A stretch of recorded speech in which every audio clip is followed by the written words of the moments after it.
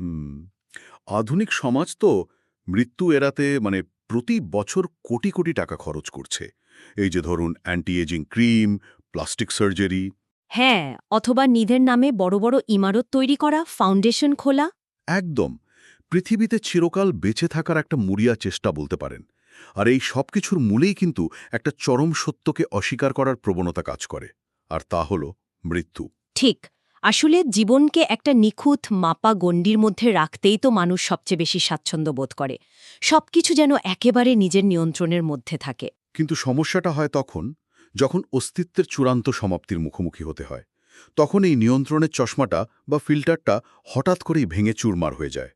তো আজকের এই গভীর অনুসন্ধানে আমরা Shmashana Kali, the mother of transcendence and transformation থেকে পাওয়া কিছু অসাধারণ তথ্য নিয়ে আলোচনা করব। আর আমাদের আজকের আলোচনার মূল লক্ষ্যটাই হল শ্মশানভূমির আধ্যাত্মিক এবং দার্শনিক তাৎপর্যটি একেবারে ভেতর থেকে বোঝা। ঠিক, কিভাবে একটি মৃত্যুপুরী, যা সাধারণ চোখে কেবলই শেষ পরিণতি, তা হয়ে উঠতে পারে মুক্তির চূড়ান্ত দরজা।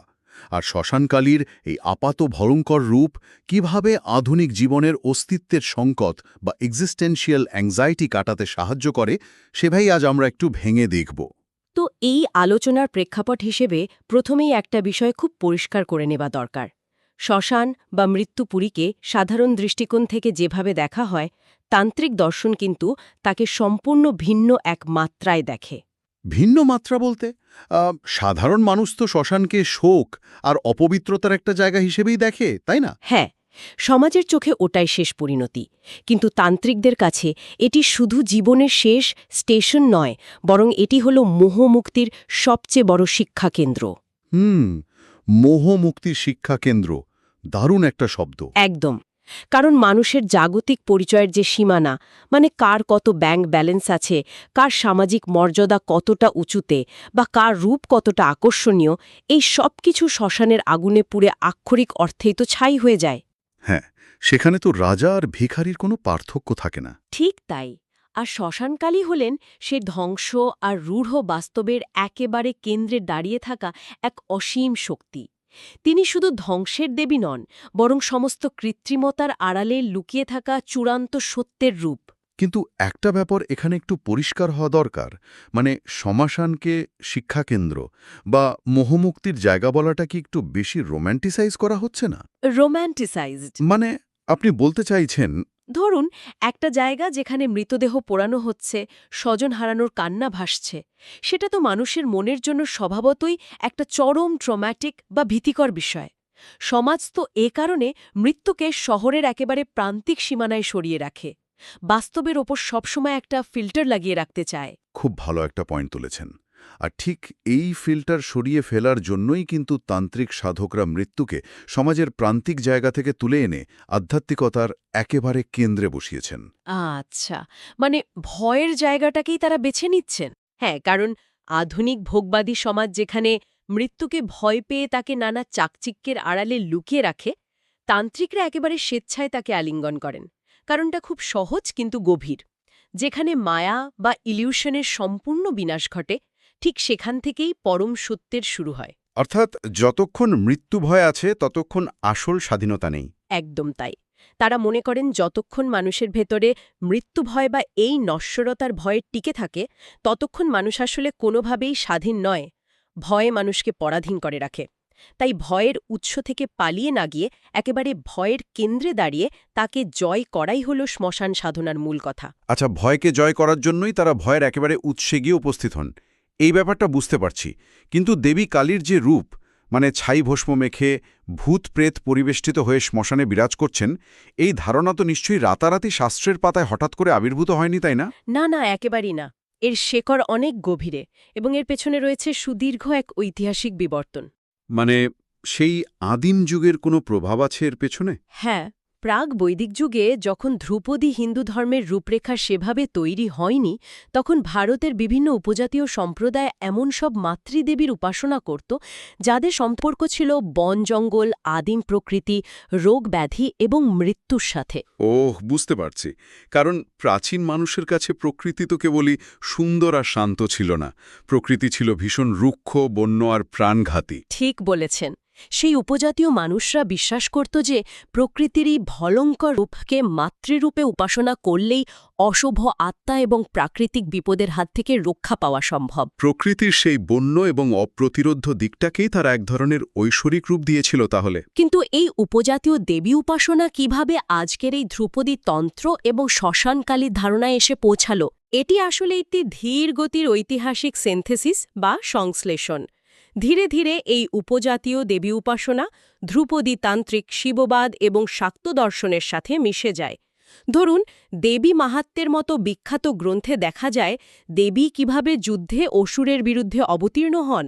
হ্যাঁ, সেই রূপ তো অত্যন্ত ভয়ঙ্কর, গায়ের রং কালো, আর তিনি অদম্য এক শক্তি। একদম। এই ভয়ঙ্কর প্রতিরক্ষাকারী রূপটি পরবর্তীকালে তান্ত্রিক সাহিত্যে আরও বিকশিত হয়।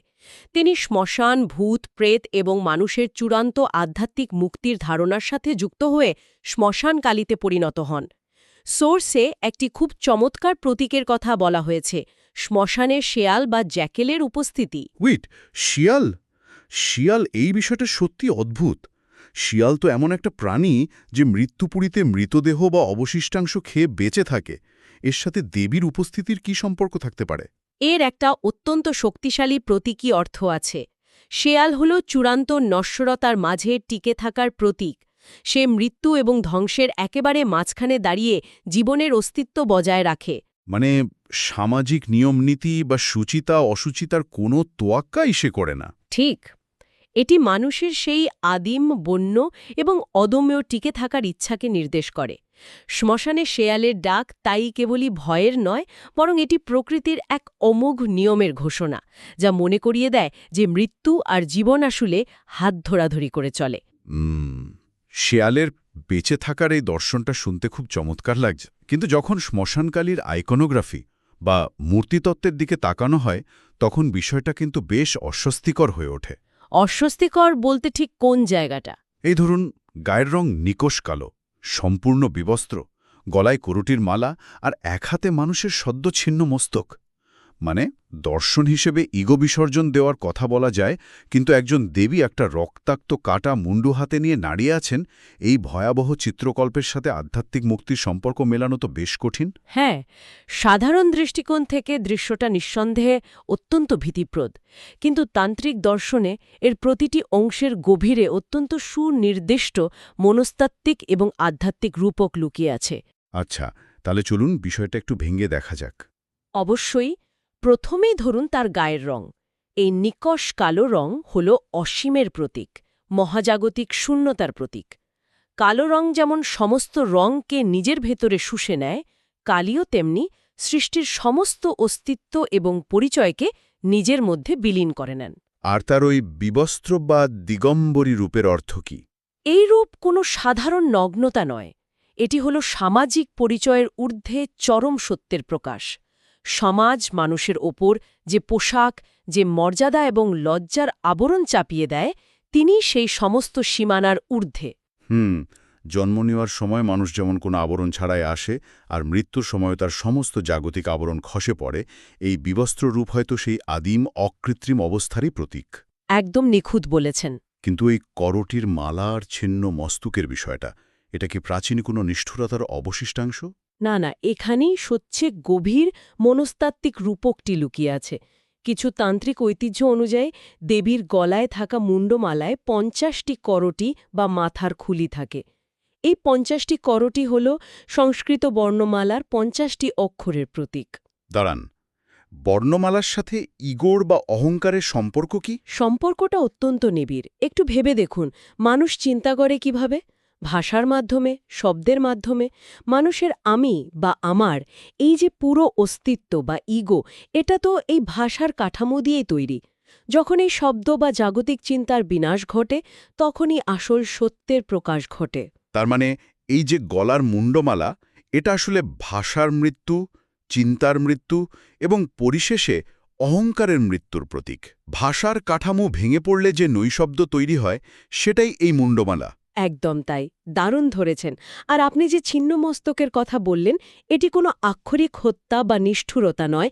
এই ছিন্নমস্তক হল মানুষের ইগো বা কৃত্রিম অহংকারের বিনাশ।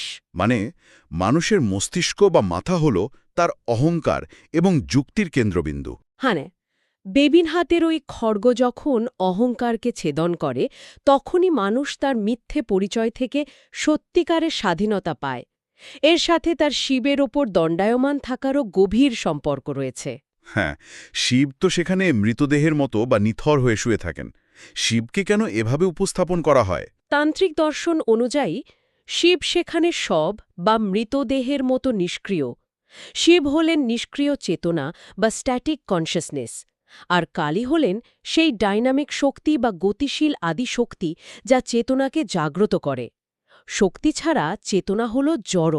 আচ্ছা। আর যদি আমরা এটিকে বৃহত্তর প্রেক্ষাপটের সাথে যুক্ত করি, বিশেষ করে আধুনিক মনস্তত্ত্বের সাথে, তাহলে দেখব এটি কার্ল জংয়ের শ্যাডো সেলফ বা অবচেতন সত্তার মুখোমুখি হওয়ার একেবারে সমতুল্য একটি ধারণা। শ্যাডো সেলফ মানে কার্ল জংয়ের সেই থিওরি, এই বিষয়টা কিভাবে কালীর ধারণার সাথে মিলে যায়? জোং বলেছিলেন, মানুষের অবচেতনে এমন অনেক অবদমিত ভয়, প্রবৃত্তি, রাগ এবং অন্ধকার দিক থাকে যাকে সে অস্বীকার করতে চায়। সমাজ যাকে খারাপ বলে তকমা দেয়, মানুষ সেগুলোকে নিজের মনের একেবারে অন্ধকার কোণে লুকিয়ে রাখে। হ্যাঁ, মানে আমরা আমাদের ডার্ক সাইডটা কাউকে দেখাতে চাই না। ঠিক, কিন্তু আধুনিক মনস্তত্ত্বে বলা হয়, যতক্ষণ না মানুষ তার এই শ্যাডো সেলফের মুখোমুখি হচ্ছে, ততক্ষণ তার মানসিক সম্পূর্ণতা অর্জন করা সম্ভব নয়। শ্মশানকালী ঠিক সেই কাজটিই করেন। তিনি মানুষকে বাধ্য করেন তার সবচেয়ে বড় ভয়, মৃত্যু, পচনশীলতা এবং ভেতরের অন্ধকার দিকগুলোর একেবারে সরাসরি মুখোমুখি হতে। বিষয়টা অনেকটা আধুনিক মনোবিজ্ঞানের এক্সপোজার থেরাপির মতো শোনাচ্ছে। মানে আধুনিক জীবনে মানুষের ভেতরে যে একটা অদ্ভুত শূন্যতা কাজ করে, সবকিছু হারিয়ে ফেলার যে স্নায়বিক চাপ তৈরি হয়, এই মৃত্যু ভয়ের একেবারে কেন্দ্রে গিয়ে দাঁড়ালে সেই ভয়টাই হয়তো শেকড় থেকে উপড়ে যায়।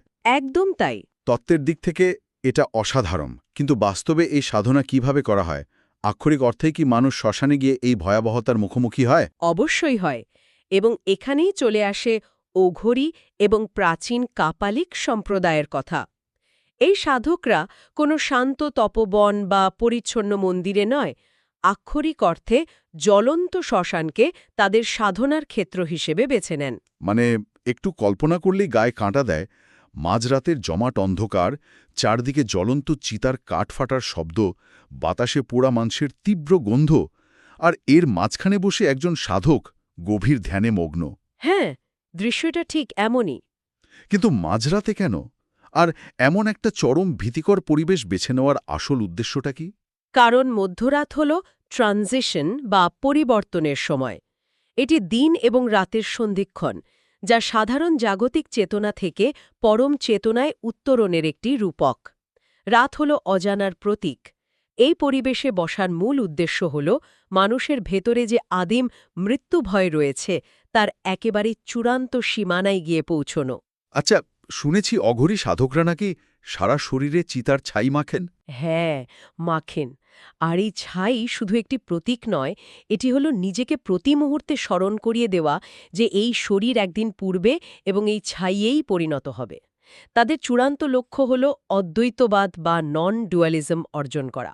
অদ্বৈতবাদ মানে এমন একটা অবস্থা যেখানে পবিত্র আর অপবিত্রের মধ্যকার কোনো ভেদ আর থাকে না। একদম। সমাজ অত্যন্ত সচেতনভাবে সবকিছুকে ভাগ করে রাখে, পবিত্র আর অপবিত্র, সুন্দর আর কুৎসিত, জীবন এবং মৃত্যু। অঘরীরা মনে করেন পরম সত্য যদি সত্যিই সর্বত্র বিরাজমান হয়, তাহলে তা মন্দিরের চন্দনে যেমন আছে, শ্মশানের ছাইয়ের মধ্যেও ঠিক তেমনই আছে। তাদের কাছে এই দুটোর মধ্যে কোনো পার্থক্য নেই। না, কোনো পার্থক্য নেই।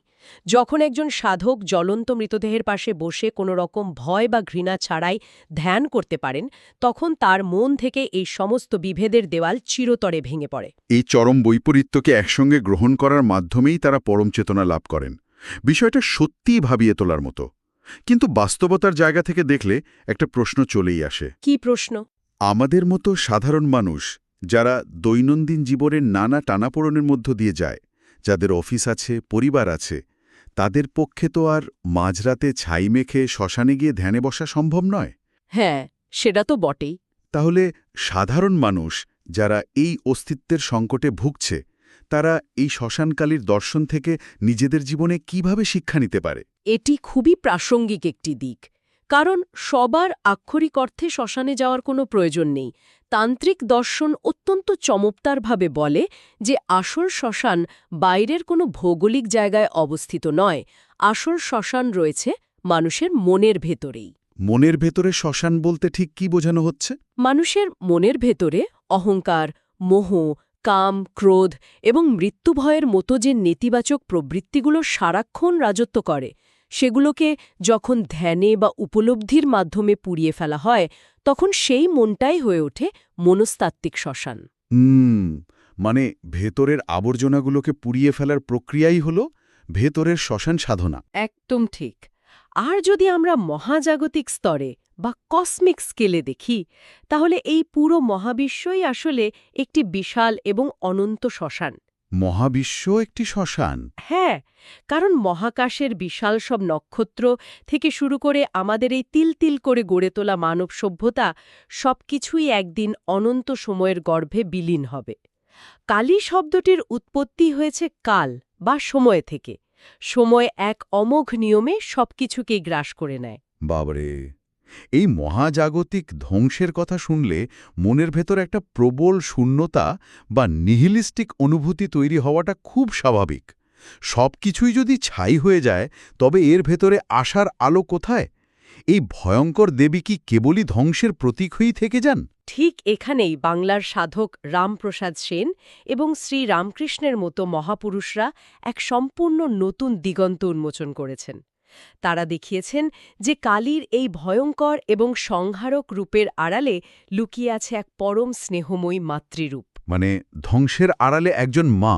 হ্যাঁ, সাধারণ চোখে তিনি ধ্বংসের দেবী হলেও যারা তার দর্শন বুঝতে পারেন, তাদের কাছে তিনি পরম করুণাময়ী মা। একজন মা যেমন সন্তানের মঙ্গলের জন্য কখনো কখনো কঠোর হন, কালীও তেমনি মানুষের মুক্তির জন্য তার ভেতরের সমস্ত মায়া আর অজ্ঞাতাকে ধ্বংস করেন। তিনি কেবল সেইটুকুই ধ্বংস করেন যা মিথ্যে। ওয়াও! তার মানে এই ভয়ঙ্কর রূপটাকে একজন সার্জনের ছুরির সাথে তুলনা করা যেতে পারে। সার্জন যেমন রোগীর শরীর থেকে পচনশীল বা রোগাক্রান্ত অংশটুকু অত্যন্ত নির্দয়ভাবে কেটে বাদ দেন, যাতে মূল মানুষটা বেঁচে থাকতে পারে। দেবীও ঠিক একইভাবে মানুষের ভেতরের পচনশীল অহংকার আর মিথ্যে পরিচয়কে কেটে বাদ দেন, যাতে তার চিরন্তন সত্তাটি মুক্তি পায়। চমৎকার একটি উপমা দিয়েছেন। একদম এভাবেই ভাবা যেতে পারে। তো আমাদের এই পুরো আলোচনা থেকে একটা বিষয় অত্যন্ত পরিষ্কার হয়ে ওঠে যে শ্মশানকালী কোনো অন্ধকারের বা অশুভের দেবী নন। আধুনিক সমাজ যখন চকচকে জিনিসপত্র আর ইলিউশনের মাধ্যমে মৃত্যুকে অস্বীকার করে একটা মিথ্যে স্বস্তির জগতে বাস করতে চায়, তখন শ্মশানকালী এসে সেই ইলিউশনের জগৎটা ভেঙে চুরমার করে দেন। একদম ঠিক। তিনি আমাদের শেখান যে মৃত্যু কোনো শেষ নয়, বরং মৃত্যু হল মুক্তির একটি অপরিহার্য দরজা। যখন জাগতিক সমস্ত পরিচয় শ্মশানের আগুনে পুড়ে ছাই হয়ে যায়, তখন কেবল শাশ্বত চেতনায় অবশিষ্ট থাকে। তিনি সত্যি উত্তরণ এবং রূপান্তরের এক চূড়ান্ত প্রতীক। সত্যি তাই, এবং এই পুরো দর্শন মানুষের সামনে অত্যন্ত গভীর একটি মনস্তাত্ত্বিক প্রশ্ন ছুড়ে দেয়।